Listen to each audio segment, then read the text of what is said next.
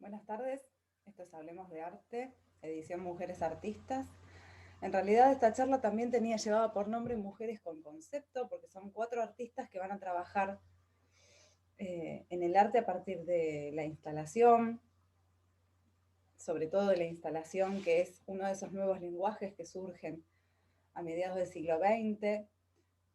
También son artistas que van a trabajar con escultura, se van a iniciar con la escultura y después la instalación va a ser como eh, el eje de su trabajo. Son 2 artistas argentinas y 2 europeas, así que vamos a indagar un poco primero de qué se trata esto del arte conceptual. Habíamos contado ya varias veces que a inicios del siglo XX surgen unos movimientos rupturistas, movimientos de artistas, que se llamaron vanguardias artísticas. Lo que proponen estos movimientos es romper con la tradición del pasado, con el arte del pasado, porque lo consideran ya obsoleto. Es un arte que ya no se trata de representar simplemente lo que veo con mis ojos, sino de generar una nueva relación con el presente, ¿no? Básicamente el objetivo de las vanguardias va a ser unir el arte con la vida, ¿sí? Y para unir el arte con la vida hay que indagar en otros procesos y otras formas de hacer arte. Una de esas vanguardias artísticas va a ser el movimiento dadaísta, el dadaísmo, de la mano de Marcel Duchamp, que lo que va a hacer el dadaísmo es directamente criticar a toda la historia del arte, por eso se va a criticar a sí mismo. Eh, Van a trabajar con objetos encontrados y presentarlos como si fueran obras de arte. Entonces, lo que ya empiezan a hacer, la operación que empiezan a hacer es que la obra deja de ser única y repetible y algo original realizado por la mano del artista, ¿no? Son cosas encontradas. Entonces, que ellos las pongan o las eleven al mismo nivel del arte, bueno, ya ponen tela de juicio qué es arte, ¿no? Eh, por supuesto que se van a alejar del eje de la belleza, ¿no? Como si fuera importante para el arte. Y lo más importante para el dadaísmo va a ser la idea o el concepto, ¿no? La idea detrás de la obra va a ser más importante que el objeto producido. Entonces, lo que pasa con este tipo de arte es que nos compromete a nosotros, espectadores, a que le demos un sentido a la obra. La obra no está completa hasta que nosotros le damos un sentido. Es un tipo de arte complejo que requiere de mucho compromiso, como les decía, con respecto a nosotros espectadores. Y también lo que es interesante es eso, como que empezamos ya a poner, desde ese momento hasta hoy, nos empezamos a cuestionar sobre qué es arte, quién decide qué es el arte, ¿no? ¿Por qué lo que se muestra en el museo es considerado arte y lo que yo hago por ahí en mi casa sola no es arte? Bueno, ya se empieza como a cuestionar todo, el todo, digamos, y por eso es tan interesante, ¿no? Les doy como base esto porque esto sucede en un momento que es muy necesario, porque ya estamos hablando del fin de la Segunda Guerra Mundial, donde el mundo se encuentra devastado, destruido, y es necesario que el arte se reconstruya, ¿no? Tiene que surgir de algún modo una nueva forma de hacer arte. Muchos artistas europeos van a emigrar a Estados Unidos, donde va a haber como una segunda fuente que era París y ahora se va a transformar en Nueva York, el eje central del arte contemporáneo.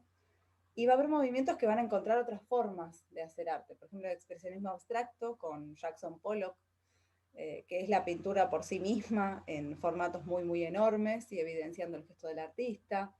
El arte pop que nos va a mostrar lo que consumimos todos los días y lo va a poner en un museo como si fuera arte. El minimalismo que va a ser con los mínimos recursos generar un objeto. El land art, que es el arte de la tierra, ¿no? Que es directamente generar unas instalaciones a nivel, digamos que uno las puede observar simplemente a nivel aéreo. Y el body art, por ejemplo, que es el arte del cuerpo, o sea, es trabajar con el cuerpo para plantear una idea, ¿no? de estos nuevos movimientos o tendencias en el arte, sobre todo en los años 60 en Nueva York, van a surgir el happening y la performance, que estábamos hablando justamente de body art, arte del cuerpo. El happening y la performance van a ser acciones que van a realizarse en un lugar, en tiempo y espacio físicos, y del cual, si no estuviste, va a quedar solamente el registro de lo que pasó durante esa acción. La instalación, que es una obra recorrible, donde por lo general el artista apela a los sentidos, ¿no? Del espectador, porque en ese recorrido nos van pasando cosas. Y el video arte. En este contexto me pareció interesante darles unas palabras de Sol LeWitt, que es uno de los artistas más importantes del arte contemporáneo y del arte conceptual, ¿no? Si pueden seguir chequeando su obra, es muy, muy interesante, muy linda. Y él dice, en el arte conceptual, la idea o concepto es el aspecto más importante de la obra.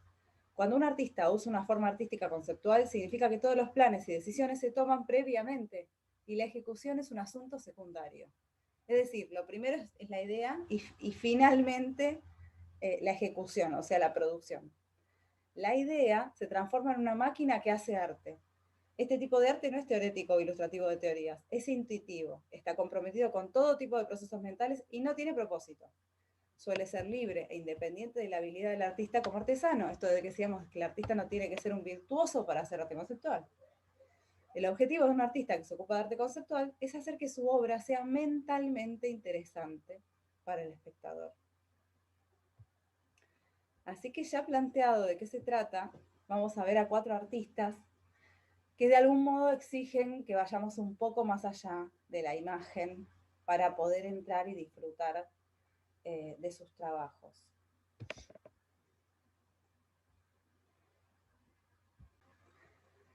La primera de estas artistas va a ser Louise Bourgeois, que nació en París en 1911 y falleció en Nueva York en 2010. De hecho, gran parte de su carrera ella la va a realizar en Estados Unidos. Y es una artista que sus papás eran restauradores de tapices, eso la va a marcar bastante a lo largo de su carrera. Cuando era chica ya empieza a ayudarlos, pero efectivamente no era lo suyo. Su familia era económicamente acomodada, pero muy inestables emocionalmente. De hecho, hay un hecho que a Luis la va a marcar por mucho tiempo, que es que van a contratar a una niñera, a una tutora que va a vivir con ellos, y su papá va a tener un amorío con ella por muchos años, lo cual Luis va a descubrir y va a cargar con ese secreto durante muchísimo tiempo. Por otro lado, su mamá también contrajo una enfermedad grave y le pide que oculten cómo va empeorando a su papá. O sea que ella desde muy chica va a ser depositaria de secretos muy pesados y también se le va a exigir de algún modo que sea adulta, ¿no? Y esto va a ser un gran peso que ella va a buscar aliviar a través del arte. Sus primeros estudios son de matemáticas en la Sorbonne.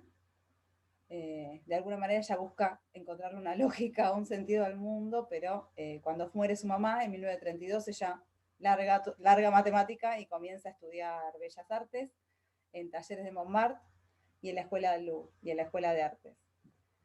Así que se comienza a dedicar al arte abiertamente. Va a abrir su propia galería de arte con grabados, como este que vemos en el centro, es un grabado de una mujer casa, que va a ser un gran tema en la obra de ella. Las mujeres casa, después los temas femeninos en general, por ejemplo, ese bronce es el arco de la histeria, ¿no? Esto que se decía de las mujeres, que era un mal femenino, la histeria. Ella va a empezar trabajando con grabados y esculturas en madera y después cuando se van a Estados Unidos con su marido, que es el historiador Robert Goldwater, con quien se va a casar y va a tener 3 hijos, ahí ella va a estudiar en la Art Students League, va a hacer estas esculturas tipo tótems que ven acá a la izquierda, muy inquietantes, y va a mantener contacto con los expresionistas abstractos, que les comentaba, de Kooning, Pollock, Rothko. que es la primera tendencia o la tendencia más del momento, pero ella se va a mantener al margen de esa tendencia, ¿no? Después se va a unir al grupo de artistas americanos abstractos, donde ahí sí va a ser el paso de la madera al bronce y al mármol. Fíjense, la mujer casa de abajo a la izquierda es una escultura en mármol. Y lo que vemos a la derecha, el arco de la histeria, y la de abajo es algún tipo de órgano sexual andrógino, también son bronces, ¿no? Esto va a cambiar un poco su forma de hacer arte, ¿no? El papá de Louise Bourgeois va a morir en 1951 de manera repentina. A ella la va a sumir en una profunda depresión, lo que la va a llevar a realizar psicoanálisis, que ella va a utilizar finalmente como una herramienta creativa, ¿no? Ese trabajo que hace el psicoanalista. Va a tardar como 10 años en volver a hacer arte. Y además de estas mujeres casa, ¿no? También va a trabajar el concepto de guarida, que son unas esculturas que después se van a transformar en las celdas, que son instalaciones directamente. Y con el tema del padre, que va a trabajar muchísimo en el psicoanalista, y a raíz de estos secretos que ella tiene que ocultar durante tantísimo tiempo, como les comentaba al principio, va a realizar esta instalación que se llama La destrucción del padre, la cena, ¿no? La comida de la noche, que es una instalación impresionante porque vemos estos elementos que parecen orgánicos, ¿no? Como si estuviéramos adentro de un cuerpo, o no sé, son elementos como que están vivos, ¿no?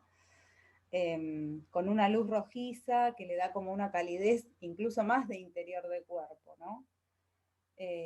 A estos objetos es una mesa dispuesta con en el medio una figura principal, suponemos que son los hijos comiéndose al padre, ¿no? Y que tiene mucho que ver con esto que les contaba yo del enfrentamiento que ella tiene con su papá, cuando la obliga a convivir con su amante y a cargar el secreto de que son amantes durante tantísimos años, ¿no? De hecho, el papá trató de emparejar a la chica con un amigo de él, y la chica casi se suicida. Bueno, fue una historia bastante densa. Y sobre esta obra ella dice: con la destrucción del padre, el recuerdo que evocaba era tan poderoso y tan duro el trabajo de proyectarlo hacia afuera, que sentía como si efectivamente hubiese sucedido. Realmente me transformó. Así que fíjense cómo ella, a partir de un evento de su propia vida y el trabajo psicoanalítico que realiza, ¿no? Todo ese proceso lo transforma en una realidad artística, ¿no? En una obra. A partir del 86 ella va a empezar a trabajar no solo la escultura, sino la instalación, y va a producir estas celdas, ¿no? Que se llaman cells por celdas y también por célula, ¿no? Son 62 instalaciones las que realizó desde el año 86 en adelante, y son como pequeños recovecos de su psique, ¿no? De su mente, donde vamos a encontrar recuerdos que tienen que ver con su vida familiar, por ejemplo, y con su vida como artista, ¿no? Entonces, por ejemplo, va a haber elementos textiles, como vemos acá a la izquierda, con estos espejos que de algún modo cuando nosotros recorremos la obra, además de tener estos espacios de donde podemos observar y ser parte, también podemos ser parte de la obra poniéndonos en el espejo junto al objeto que cuelga, ¿no? Va a haber hilos y agujas, que tienen mucho que ver con el trabajo justamente de sus padres.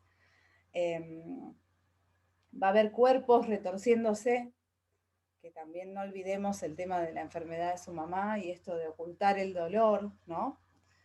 Y también va a haber espejos, lo que les comentaba, los espejos lo que hacen es como incluirnos en la obra, y parte de su estudio desarmado. Fíjense acá, esto podría ser directamente relacionado con la situación de su mamá, ¿no? Ese cuerpo sin cabeza y sin brazos que se retuerce de dolor. De nuevo volvemos al tema del arco de la histeria, ¿no? Como este problema femenino, supuestamente femenino, y la no escapatoria de eso por el tema de los espejos, ¿no? O sea, los espejos nos llevan de nuevo una y otra vez a no poder escapar de esos cuerpos. Esto de el alambrado, ¿no? Que es como, digamos, nosotros estamos viendo el espacio y lo podemos recorrer, no podemos ingresar, pero lo podemos recorrer todo visualmente, ¿no? Ahí está como protegido de algún modo, bien como nuestra psique o nuestro inconsciente, digamos, ¿no? Está protegido, pero lo podemos ver. Se trasluce en algún momento, algo sale, ¿no? Y fíjense acá de nuevo, ¿no? El tema del mobiliario, el vidrio, hay como elementos que cuelgan. Es como si fuera el estudio de ella, pero en otra posición, ¿no? Parece casi un sueño. Y acá están estas últimas dos, donde fíjense en el de la izquierda están estos cristales, ¿no? Que están como sentados, es como si fueran los personajes principales de la obra, estos cristales. Y bueno, habla un poco de la, por ahí de la, eh, de lo que emocionalmente somos, ¿no? Que somos frágiles emocionalmente. Esas manos, en el centro hay una mesita que tiene unas manos esculpidas, unas manos sin cuerpo, y todo el tiempo este juego de que, por más de que sea opaco el vidrio, nosotros podemos ver a través. Entonces ese espacio o ese recoveco queda como visible hacia nosotros, ¿no? Me interesa que escuchen un poco sobre lo que ella dice del proceso creativo, ¿no? Ella dice, a veces cuando termino de trabajar veo que conseguí darle forma tangible a lo que quería expresar. Casi siempre lo consigo. Hay una tensión creciente que surge de mi encuentro físico con el material concreto. De esa tensión creciente que siempre aparece surge lo que quiero decir. De pronto, uno interpreta esa tensión y consigue expresar lo que quiere. De pronto se produce una liberación total, como cuando te despertás con hambre. Es una señal. Si tienes hambre, es que lo lograste. Así que fíjense, esa raíz de la tensión, ella no se escapa de la tensión.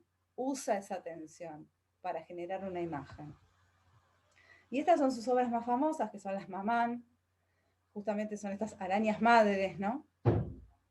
Que de algún modo tiene mucho que ver con su propia madre, ¿no? Una madre productiva, inteligente y protectiva, ¿no? Protectora, una mamá que la lleva a su infancia, ella la quería mucho a su mamá y su mamá la cuidaba mucho, ¿no? Y la araña lo que tiene es esto, ¿no? Que es como además de protectora, también es siniestra, ¿no? De alguna manera lo que ella trata de hacer, en general con toda su obra, es aceptar su pasado, ¿no? Aceptarlo y usarlo, ¿no? Para sanar las heridas eh, a través de hacer obra que restaure de algún modo eso que se rompió, ¿no? Lo interesante de Louise Bourgeois justamente es, bueno, ella va a trabajar hasta el final de su vida y va a tener también encuentros con artistas jóvenes que llegaban a su casa los domingos, en los Sunday Bloody Sundays, que ofrecía, que eran encuentros en su casa, donde ella les mostraba obra o ellos le mostraban obra y charlaban, ¿no? Dicen que su humor era muy ácido y que los criticaba bastante, pero era una mujer muy querida y que fue reconocida en su propio tiempo. Lo interesante de Louise Bourgeois es que se mantuvo al margen de todas las tendencias, logrando un estilo propio muy particular, ¿no? Y que supo usar el arte como una herramienta de sanación. Eso es lo más interesante, ¿no? Y que de alguna manera en su obra, lo conceptual, aunque sea autobiográfico, nos invita a sentir, ¿no? Nos lleva a un lugar que por ahí toca alguna fibra emocional, a diferencia de lo que decía Sol Lewitt, que decía que el arte conceptual tenía que ser emocionalmente seco. Bueno, para Louise Bourgeois no era así, y era un artista que nunca dejó de lado lo emocional, sus sentimientos. Y dice, el arte es garantía de cordura, es lo más importante que puedo decir. Bueno, yo le hablaba de dos artistas europeas, no, no es así. Yayoi Kusama es asiática.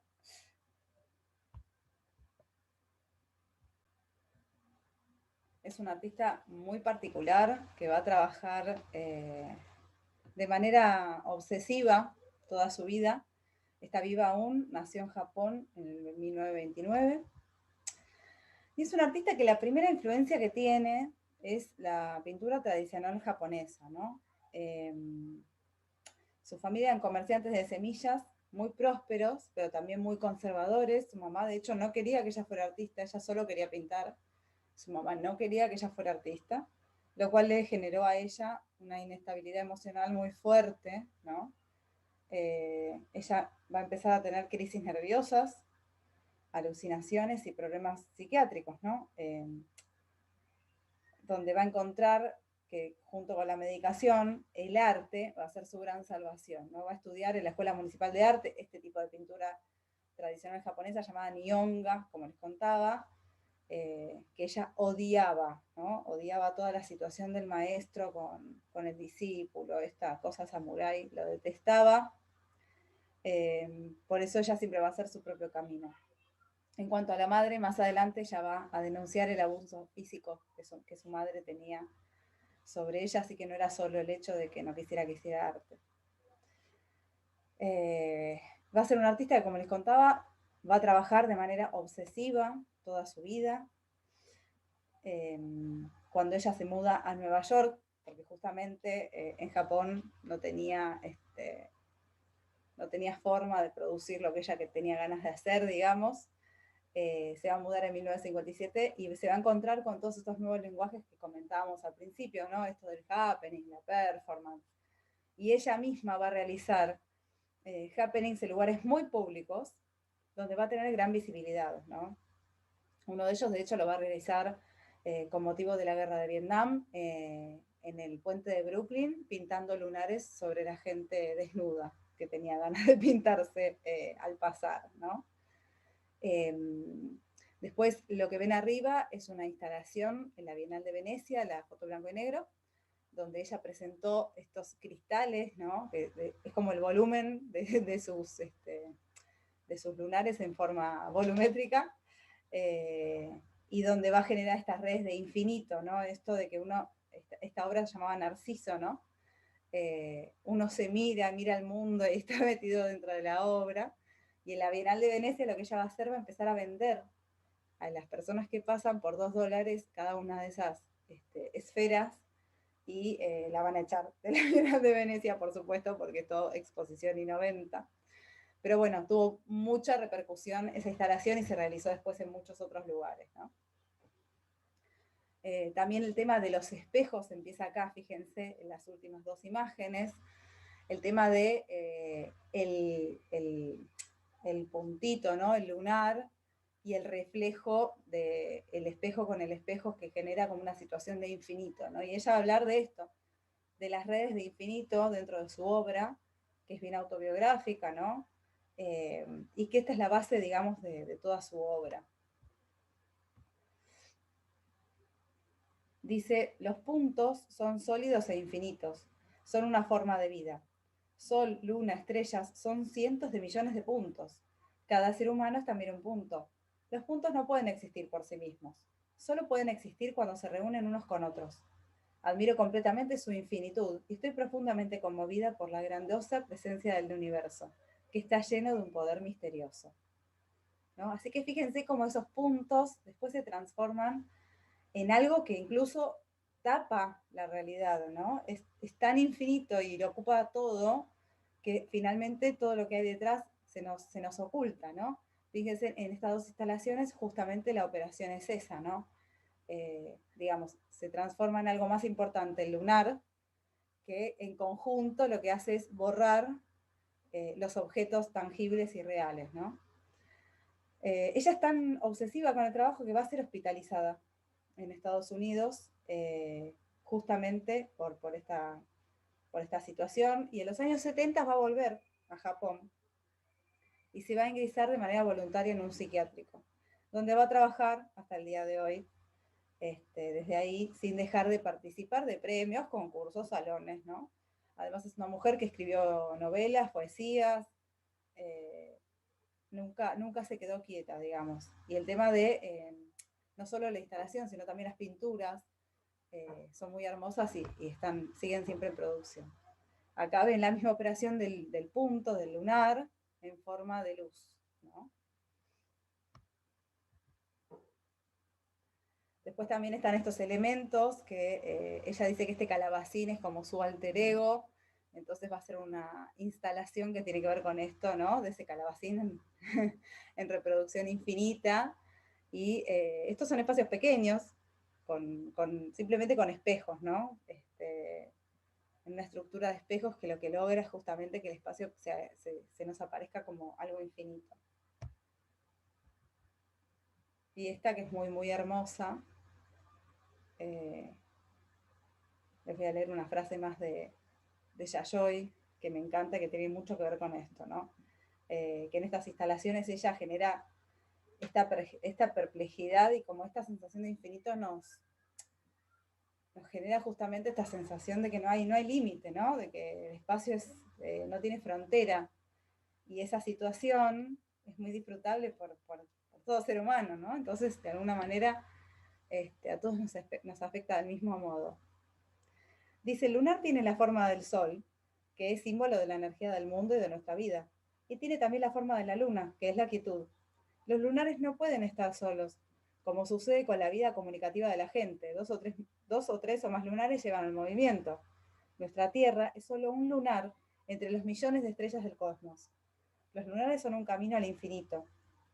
Cuando borramos la naturaleza y nuestros cuerpos con lunares, nos integramos a la unidad de nuestro entorno. Nos volvemos parte de la eternidad, que es un poco lo que ella hace en estas instalaciones, ¿no? Es que nosotros nos borramos y formamos parte de algo más grande, ¿no? Es una obra cósmica que involucra también esto de, digamos, como es arriba es abajo, ¿no? El principio hermético, de que todo lo que sucede en el universo se refleja acá, o como decía Carl Sagan, estamos hechos de polvo de estrellas, ¿no? Como que somos parte del universo, somos un lunar más dentro de los grandes movimientos de lunares que son el universo. Entonces así, con estas obras de ella, recorremos, vivenciamos y nos sentimos infinitos, ¿no? Es muy hermosa su obra. Y esto es muy lindo porque se nota, dice, estoy interesada en todo y admiro todos los misterios del universo.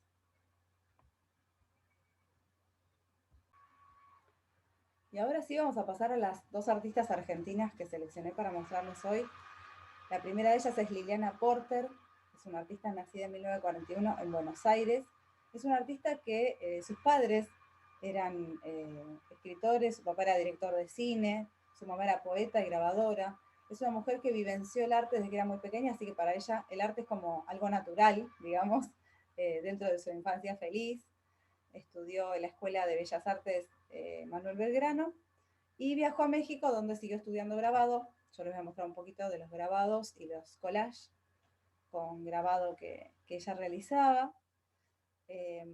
Cuando regresó en Buenos Aires, se anotó en la Pueyrredón y en el taller de grabado de la Escuela de la Cárcova, donde siguió profundizando en su análisis, digamos, y en el 64 viajó a Nueva York y se quedó, nunca más volvió.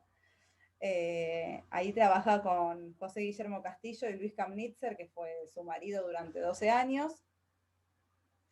Y tenían una gráfica donde imprimían obras para artistas y empezaron a realizar obras conceptuales, ¿no?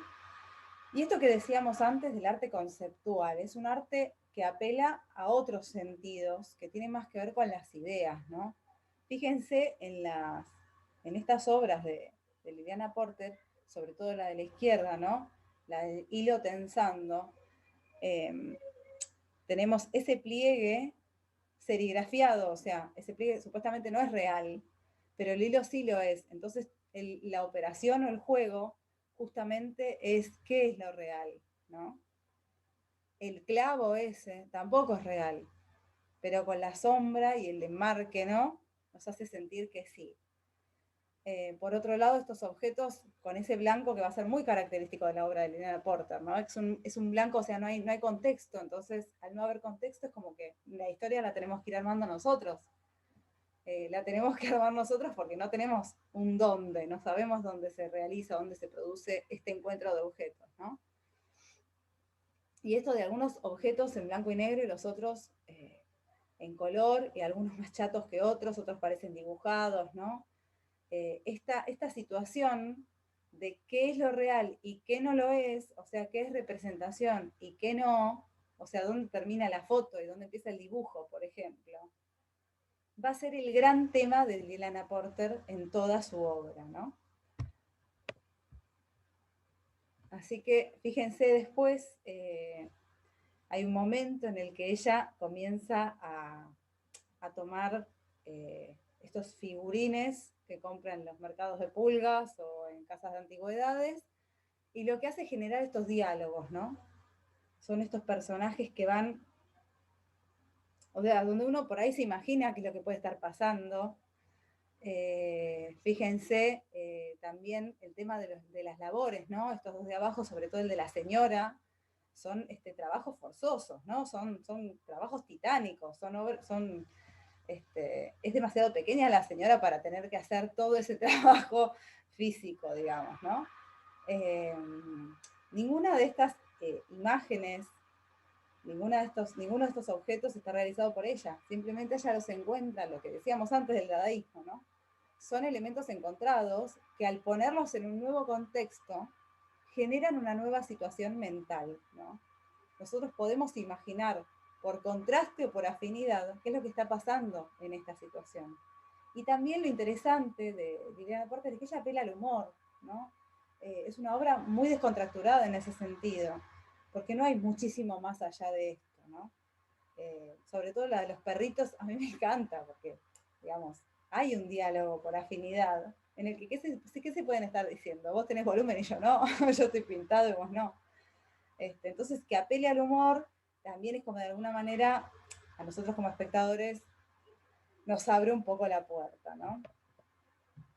De nuevo, estos trabajos forzados, ¿no? Estos trabajos que a estos personajes les quedan enormes, ¿no? Y el blanco, siempre el blanco, como el no contexto en la obra, que la hace atemporal, porque no podemos ubicarla en ningún tiempo ni espacio, ¿no? Y esta va a ser de alguna manera como la obra que recoge todas estas experiencias de Liliana Porte, que es El hombre del hacha y otras situaciones breves, que ella la va a presentar en la Bienal de Venecia en 2017 y en el Museo Malva. Y funciona de algún modo como una retrospectiva de la obra de los figurines, ¿no? De Liliana Porter. Acá están sus personajes realizando todo tipo de trabajos forzados, ¿no? Algunos dialogan, hay referencias a situaciones políticas, históricas, ¿no? Y personas realizando también actividades cotidianas muy inocentes, ¿no? Eh, y este hombre, que parece ser el que inició todo este caos, ¿no? Es como el puntapié inicial de toda la situación caótica que vemos después. Ese hombre destruye y ella vuelve a reconstruir la escena cuando la tiene que volver a armar para instalarla, ¿no? Para presentarla, ¿no? Entonces, el tiempo en la obra de Liliana Porter, como decíamos, no es algo lineal. No sabemos cuál es la causa y cuál es el efecto, ¿no? Cuál es la consecuencia. Y ese también es uno de los ejes de su trabajo. Acá tenemos otra obra que la presentó Ruth Ben-Sakar, que se llama Reparar el piano, que también es la misma situación, o sea, ellos no sabemos si están destruyendo o construyendo, pero el tema es que primero hubo una destrucción y que el artista tuvo que reconstruir esa acción para mostrar la obra, ¿no? Para exponerlo, para ubicar esos seres que van a ayudar a reconstruir el piano, ¿no? Y acá dice ella, el tema o exploración que define mi obra tiene que ver con mi interés sobre la representación, sobre el tiempo y sobre nuestra relación con lo que llamamos realidad, ¿no? ¿Qué es la realidad? Y dice, les voy a leer un poquito del statement, que es un texto que escribe el propio artista sobre su obra. Eso es muy interesante cuando los artistas son contemporáneos, están vivos hoy. Por lo general tenemos de puño y letra lo que ellos quieren hacer, ¿no? Entonces dice, en los últimos años, paralelamente a la fotografía y el video, he realizado trabajos en lienzos, grabados, dibujos, collage e instalaciones. Muchas de estas piezas representan un elenco de personajes que son objetos inanimados, juguetes y figuritas que encuentro en mercados de pulgas. Los objetos tienen una doble existencia. Por un lado son apariencias, ornamentos insustanciales, pero al mismo tiempo tienen una mirada que puede ser animada por el espectador, que a través de ella puede proyectar la inclinación a dotar a las cosas de interioridad e identidad. Estas viñetas teatrales se construyen como comentarios visuales que hablan de la condición humana. Me interesa la simultaneidad del humor y la angustia, la banalidad y la posibilidad de sentido. Así que ahí tienen un paneo general de lo que es la obra de Liliana Porter, muy rica y muy fructífera. Ella tiene una gran carrera. Les recomiendo que sigan mirando y van a ver todos estos elementos como a lo largo del tiempo ella es súper coherente porque siempre trabaja con los mismos temas, ¿no? Esto que ella dice ella misma, ¿no? El tema de la representación, del tiempo, el tiempo como algo que no es lineal, y también trabajando desde el humor para generar una nueva historia, ¿no? Que el espectador puede generar una nueva historia. Y la última artista que vamos a ver hoy es una artista argentina, nacida en Buenos Aires en 1964, llamada Claudia Fontes. Claudia es sobre todo escultora. Ella va a estudiar en la Pueyrredón y va a estudiar también Historia del Arte en la UBA. Va a recibir becas, una beca para el taller de barracas, y también va a hacer una residencia en Holanda, donde va a conocer a su pareja, a quien va a seguir hasta Inglaterra, y se va a radicar en Brighton desde 2002, que es de donde reside aún hasta hoy. De todos modos, ella siempre está muy presente en Argentina a través de no solo de su obra, sino a través también de trabajos de autogestión, ¿no? de convocatorias entre artistas, ¿no? Ella va a trabajar la cerámica, pero en realidad va a trabajar siempre sobre la historia y sobre la naturaleza, ¿no? Estas esculturas de tamaño mano, son de tamaños muy pequeños de algún modo, para ella retomando un poco las experiencias infantiles, ¿no? De jugar con barro, con lo que uno tenga en la mano. Se van a llamar foreigners, extranjeros. Ella, antes de partir a Holanda, por ejemplo, hacía acrobacia para entender la gravedad, los puntos de apoyo y las formas de desplazamiento, ¿no? Entonces, todo lo que, digamos, ella trabaja en su propio cuerpo es porque considera que la primera aproximación a una obra, hasta la obra más conceptual, siempre es somática, es del cuerpo. ¿Qué es esto que siempre hablamos? Primero nos tenemos que apoyar en los sentidos, no podemos evitar, tenemos un cuerpo y registramos a partir de él, ¿no? Entonces, para ella eso va a ser vital. La preocupación, ¿no? De las posturas, de la calidad del cuerpo, de la calidad física y del material propio que va a usar, siempre está presente en su escultura, ¿no? Estas esculturas están hechas en porcelana, y estos extranjeros van a ser seres que están como en transformación. Fíjense que se transforman en algo orgánico, ¿no? Esto empezó a surgir en la obra de ella. Más que nada es bastante autobiográfica la obra, porque tiene que ver con esto de que los extranjeros son personas que quedaron atrapados en una afuera, ¿no? Y que lo viven como una condición de ser, que por más de que vos te vayas a otro lado, sos un extranjero de todos modos, ¿no? Es de alguna manera como una forma también de adaptación al medio, ¿no? Esto de el personaje transformándose en lo orgánico. Habla un poco de lo que le pasa al extranjero estando en otro lugar, ¿no? Que debe adaptarse al nuevo medio. En el 99 ella gana un premio para poner una obra en el Parque de la Memoria, y ella hace la reconstrucción del retrato de Pablo Míguez, que es un chico desaparecido a sus 14 años durante la dictadura militar junto a su mamá en el 76. Y como tenía pocas fotos de él, lo que ella hace es comenzar como a buscar testimonios de personas que lo conocían a Pablo, y comienza a reconstruir junto con un técnico, un científico, un ingeniero en computación, traza un modelo de cómo era esa persona a través de imágenes, ¿no? Breves, y también de estos testimonios de otras personas. En esta escultura, que está posicionada lejos de la costa, digamos, Pablo está mirando al río, y de alguna manera los reflejos de la luz sobre el Río de la Plata nos hacen ver o dejar de ver la escultura, ¿no? Y esto de que está o no está y desaparece es muy simbólico, y sobre todo en este Río de la Plata que en ese momento, bueno, se decía que tiraban los cuerpos de los desaparecidos de allí, ¿no? Ella de hecho dice que la escultura no está hecha en acero inoxidable, sino en reflejos del agua del Río de la Plata sobre el acero inoxidable, ¿no? Es como que somos capaces de ver o no según el contexto del que somos parte y donde tenemos un poder de percepción. La escultura por eso aparece y desaparece según la luz y los reflejos de la luz en el río. Ella dice, veo la escultura de Pablo como un cuenco vacío que se va llenando de significado a medida que es visitado y en tanto es reconstruida por los visitantes. Es decir, la escultura sigue activándose, el proceso de reconstrucción sigue vigente y se sigue cargando de vida mientras los visitantes aportan su capacidad de memoria. Es muy hermosa y se pueden ir a verla, la verdad es que es muy hermosa esa obra.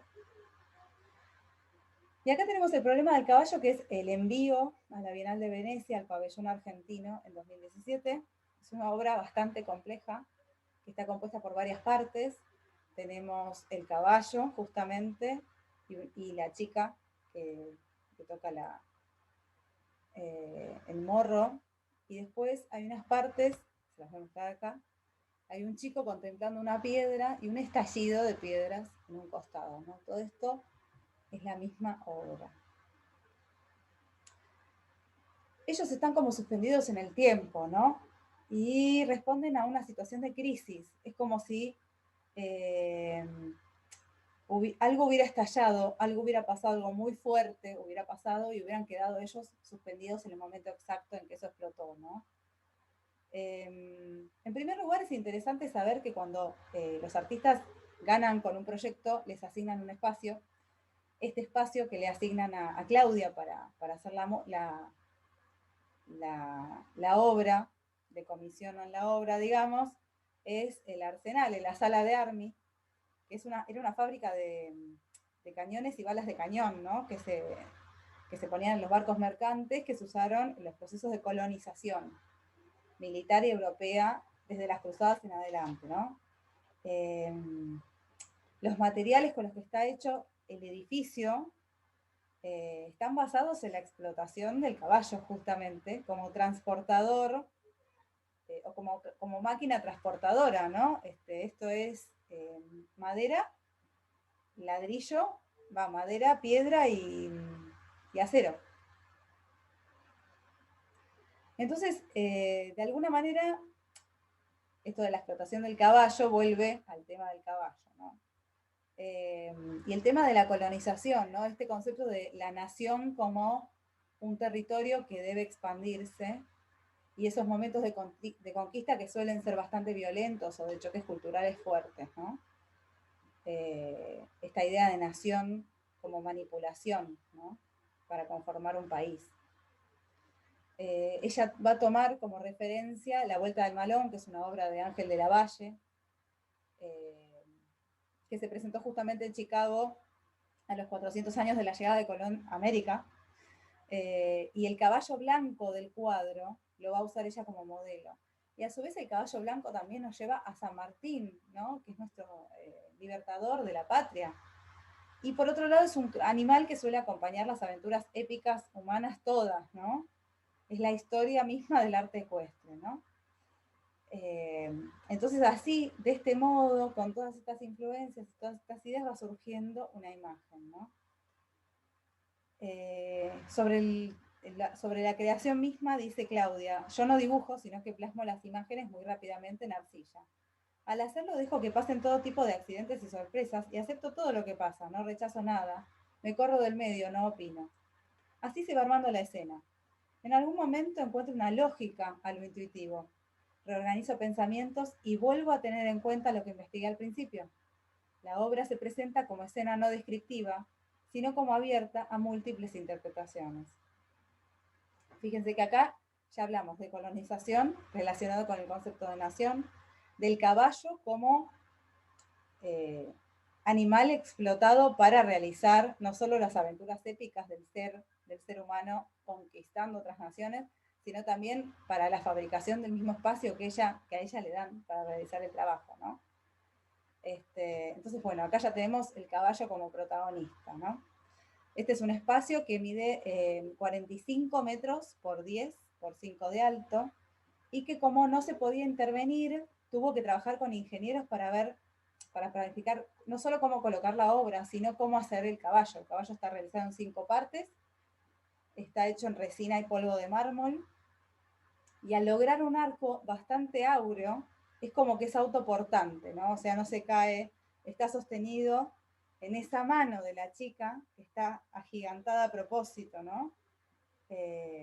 La chica es como que sostiene a la figura del caballo, y también es muy interesante que el punto clave de la obra sea esa mano que es más grande, ¿no? De alguna manera, esto del tacto, que decíamos antes, ¿no? Que Claudia decía de sus esculturas, siempre la retrotraen a ese saber físico, ¿no? Que tenemos los seres humanos a través del tacto, ¿no? El tacto como una inteligencia humana, ¿no? Para percibir el mundo, que es algo que se está perdiendo, ¿no? Ella está preocupada por eso también. Y por otro lado, la chica sostiene al caballo y se tapa la cara en un acto de confianza ciega, ¿no? Por otro lado, ella está en el punto ciego del caballo, y el caballo también tiene que confiar. El caballo no la ve a ella y tiene que confiar de algún modo, ¿no? Y lo único que tiene color en toda la obra, que es vidrio esmaltado, son los ojos del caballo, que son azules. Todo el resto es blanco. Así que bueno, fíjense qué importancia que tiene esto de la mirada, de ver y no ver, y de confiar a pesar de no poder ver, ¿no? Por otro lado, tenemos también al adolescente contemplando la piedra, y de alguna manera estas piedras flotantes, que en realidad en su reflejo conforman un caballo explotado, ¿no? Esto de la explotación del animal. Y el chico ponderando la piedra, no sabemos si para accionar o no. Ella también lo relaciona con el tema del 2001, ¿no? Que fue ese el colapso del sistema capitalista, y bueno, las piedras en Plaza de Mayo, las muertes, ¿no? De algún modo es como que esto también, no sabemos qué es lo que viene antes y qué es lo que viene después, si es el chico ponderando la piedra para tirarla o si solo la está observando. Así que bueno, de nuevo esto del tiempo, ¿no? Que lo hablábamos con Liliana Porter. Claudia Fontes también busca un punto en el tiempo en el que no sabemos qué es causa y consecuencia, o qué es lo que pasó y qué es lo que va a pasar, ¿no? Y lo interesante de ella es, dice, busco el potencial poético y político que surge de hacer cosas. Veo mi trabajo como un mediador de las múltiples agencias involucradas en la creación, ya sean históricas, naturales o culturales, mientras me alejo de la representación. Es muy interesante que ella dice que cuando era más joven, acá en Argentina también, y estando en Holanda, estaba muy interesada en el tema de la historia, ¿no? Y de las estrategias de descolonización. Y de alguna manera también, tratando de entender cómo se comporta el material, también empieza como a entender cómo se comporta el ser humano, ¿no? La lógica de coexistencia, la noción del otro, el tema de los sistemas de lenguaje, ¿no? Todo lo toma ella, lo natural y lo cultural, para usarlo en su obra, ¿no? Es una obra muy poética, que tiene mucha variedad de lecturas, que no deja de ser muy impactante a nivel armónico y por su belleza, ¿no? Ahora ella estaba presentando un proyecto para la High Line en Nueva York, que es una escultura llamada Foreigners, justamente de esta serie que les mostraba al inicio, en tamaño muy grande, donde estos huecos de la piedra servirían para que los pájaros hagan nidos, y después la idea, porque esa exposición duraría 3 meses, de ganar ella esta comisión, este concurso, sería echada al mar para que se generen colonias de coral. Así que fíjense de nuevo el tema de la colonia, de descolonizar, de utilizar el espacio, cómo adaptarse al espacio o al medio, vuelve siempre este tema a ella, ¿no? Espero que hayan disfrutado de esta de esta clase y de nuevo, como estuvimos hablando de arte contemporáneo, les voy a dar mis tips que les doy siempre para abordar obras de arte contemporáneo. Primero, tenemos que entender que no vamos a poder contestar nosotros si lo que vemos es arte o no es arte. Tenemos que dejar de decir y preguntarnos si esto es arte. Entonces, tratemos de abordar la obra primero con respeto, entendiendo que alguien invirtió años en ese elemento que estamos presentando, que estamos viendo. Como espectadores, confiar en nuestros sentidos, en nuestros 5 sentidos primero. Y en la experiencia vital a continuación, o sea, que cómo impacta en mí, en mis sentidos, el estar viendo estas obras. Indagar también las reacciones, las sensaciones y los pensamientos más allá de si me gusta o no me gusta la obra. Si generó el interés suficiente, seguir investigando al artista y su obra y empezar a tratar de conocer los propios gustos, ¿no? Avanzar sin miedo, no tener miedo de meterme cada vez más con algo que me llegó a interesar, aunque me haya conmovido de un modo que no es el que yo imaginaba, ¿no? No es siempre desde el placer visual, a veces es desde lo emocional o porque tiene algo que ver con mi propia historia de vida, ¿no? Y como siempre digo, todos podemos disfrutar del arte, animarse es la clave. Así que los espero para seguir compartiendo estos momentos de arte y para seguir entrenando nuestras miradas y poder seguir debatiendo y charlando sobre arte. Muchas gracias por sumarse hoy y los espero en las próximas charlas.